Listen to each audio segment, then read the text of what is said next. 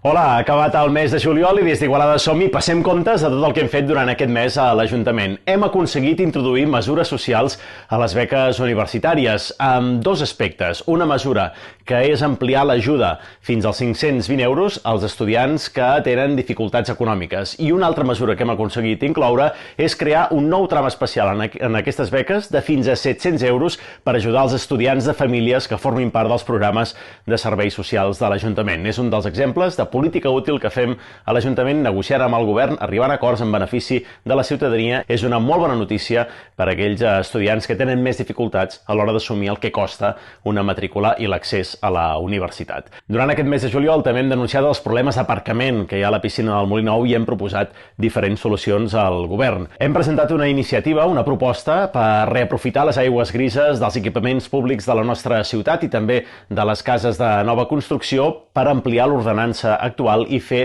que l'aigua de la dutxa s'aprofiti després, es regeneri i s'aprofiti per la cistena del vàter, estalviant molts i molts litres. També hem valorat el programa Lèxic, que hem ajudat a aquest curs més de 30 alumnes en aquest programa de comprensió lectora per l'èxit educatiu. I també continuen les obres dels pisos de lloguer assequible que el nostre grup hem impulsat al carrer Sant Carles. S'estan fent ja els tancaments i la façana exterior. D'altra banda, durant aquest mes de juliol hi ha hagut molts actes a la nostra ciutat. Hem participat a l'European Balloon Festival, també a la inauguració de les exposicions dels alumnes de l'Escola Oberta de l'Escola Municipal d'Art Gaspar Camps. També hem estat al Fàtima Té Salsa, a la Nòlia, al sopar de barri del barri de Ses Oliveres, que han celebrat la seva festa. Hem participat al Consell Municipal dels Infants, també hem acompanyat emprenedors de la nostra ciutat en la inauguració d'una nova acadèmia d'anglès. Amb els veïns i veïnes de Fàtima ens hem emocionat a la presentació del documental que explica la història del barri i també hem participat a la seva romeria.